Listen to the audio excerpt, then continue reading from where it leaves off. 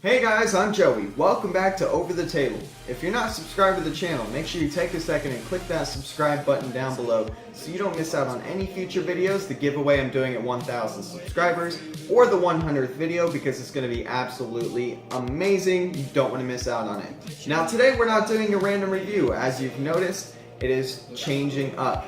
Because I figure you guys are getting a lot of reviews, I'm going to go ahead and throw a DIY project in there. Now I did review this product on another video, the last one that I did. It's on eBay for $1. If you want to check that video out, you definitely can. But what we're going to be doing today is using this to make a slingshot for $1. We're going to go find some materials and make it very easy, very cheap, and hopefully it'll work great. So stay tuned, let's get started.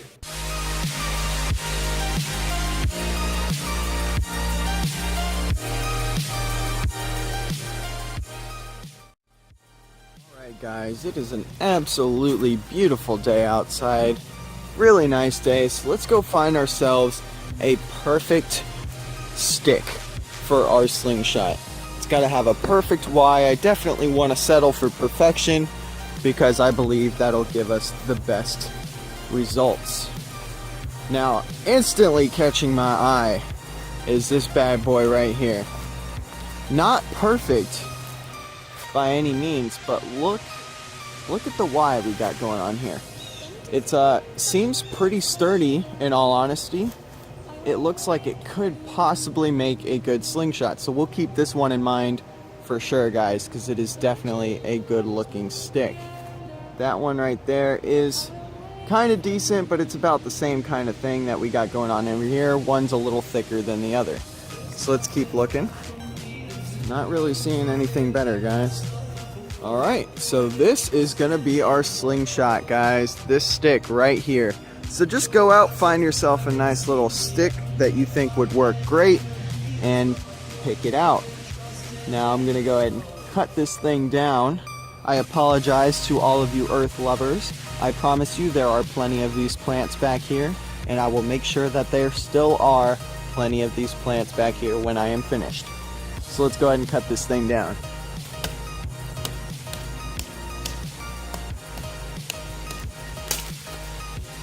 As easy as that, guys. We have chopped this bad boy down. So now let's cut our length for our sticks. I think we want it to be pretty wide because we definitely want plenty of clearance between the Y. So let's go ahead and cut right at this knot. Should be able to bend this thing and it'll snap right off just like that. Now this other side's going to be a little more difficult, so we want this other side to be about the same length, so we're going to go about here. When you get to a certain point, see how we're actually, it takes no time at all to chop if you know what you're doing. So we'll get this other end.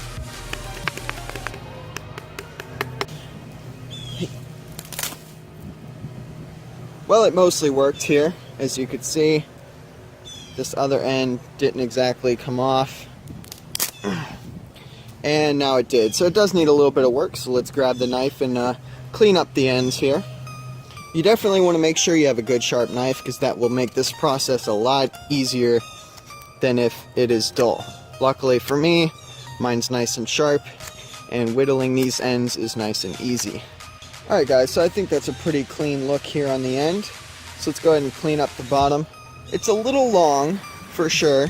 Actually, I think this bottom part will give good counterbalance when it comes to actually slinging the slingshot, and we might actually do another addition here which will give us even more stability when it comes to shooting the slingshot. So we'll clean it up a little bit on the end though. The goal of this is to make sure you don't have any sharp edges or anything like that, and as you can see, we've got a pretty nice looking, pretty consistent looking little slingshot going on here for sure. So this is definitely, I just got hit in the head by a twig, so this is definitely a great start. So let's go ahead and take it back inside and convert this thing into a slingshot. Alright guys, so we've brought this thing back to our table, so let's go ahead and do a little bit more work on it. Now to make this band go on it and have the most sturdy connection, what we're going to do is we're going to cut some notches into the ends of this stick. So let's go ahead and do that. Now be very careful not to cut yourself on this part because it is tedious. Now remember, you don't want to cut too deep because you don't want to compromise the structural integrity of your stick. Just deep enough to give a nice little groove so that way your bands don't slip off up and down. Now you want to make sure you're about the same height, definitely level, because you want a triangle between that point, and this point, because you want it to be as accurate as possible. So we're going to go ahead and get close to the end here and cut our notch. Alright guys, so I think this is good. We've got our notches, and as you can see we're making a little bit of a mess, but that's okay. So what we're going to use to tie off this band here is we're going to use some paracord, because it is the strongest cord that I have, and it'll definitely have the strength that we need to tie this thing down, and it's got good friction, so it'll definitely keep a knot. So what we're going to do, guys, is we're going to tie a clove hitch knot onto this thing. So basically you take your rope, you go over, back underneath, back over it, then underneath it again, you pick it up and you go through. So this is basically what it looks like, and it is a self-tightening knot, which is good for this project. Alright guys, so once you tie your clove hitch here, you don't want to tighten it down yet. You want to loosen it up a little bit. You want to make sure there's enough end on here to tie a knot. Later on, we're going to take this band here, and as you can see the natural bend is that way.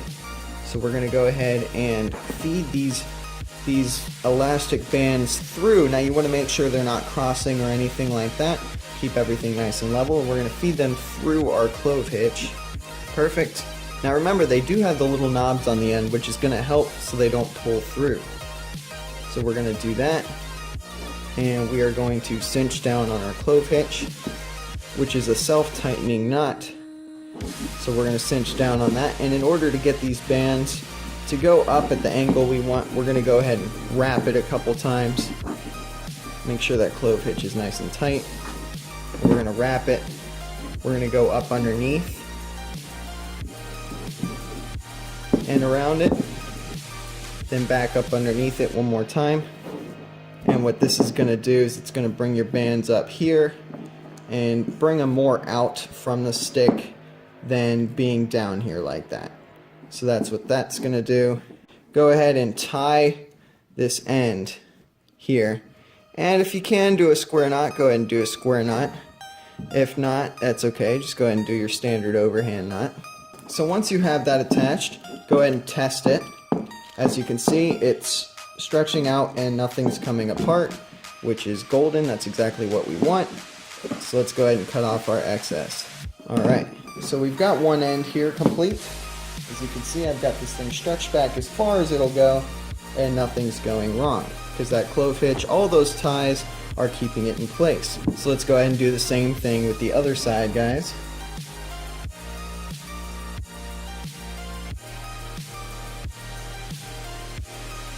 Alright guys, so once you get to a certain point, you want to make sure that the tension is equal on both sides, and as you can see, the tension is pretty even actually. It's pretty much in the middle, so we're going to keep going with it. If you'd like to do the square knot, all you have to do, guys, is go use the left strand, go over and around, then use that same strand you started with and go back over and around, and you've got yourself a square knot. Alright, so go ahead and cut off the excess there, but first test it, make sure your connection's secure, and it is. Alright guys, so now that we're all together, we might as well go outside and test this thing out. Alright guys, to give you a good comparison on how this slingshot fares to a regular slingshot, we're going to be doing the same exact can test that we did with the other slingshot to compare the powers. If you want to see how powerful the other one was, the $2 slingshot, you can check that video out. I've got the review on that one. So this is the rock here that we're going to be doing, so let's go ahead and load this thing up in our slingshot here and shoot it at that can. We're loaded up. Let's give it a go. Wow, Holy crap, guys. This thing looks like a bullet hole. Look what it just did to this can. Look what it just did. So it went in there, as you can see, perfect dead center shot. The accuracy on this thing is actually excellent. And then you turn it around. And there's the exit wound, guys. That's the exit. It went in and out of this can. That is absolutely insane. The other slingshot did get a rock to go in, but it did not burst its way out like this. This is actually insane. That had to be a ridiculous amount of power from this slingshot that we made for just $1 and a twig. Let's go ahead and give you guys a slow motion shot to see what it looks like in slow motion. Alright guys, so just based on that last shot, you can tell this thing is actually really accurate. So let's go ahead and load it up with a rock and see how accurate and how much power it has in slow motion.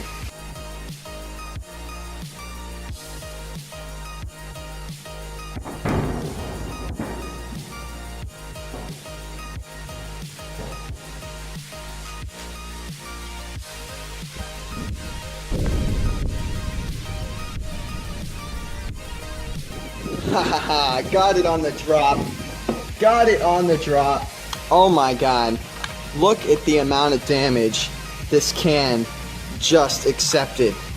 Look, oh my goodness, guys. Like, it just destroyed this can. You can see the rocks inside there. Oh my goodness. Absolutely demolished this can of Dr. Pepper.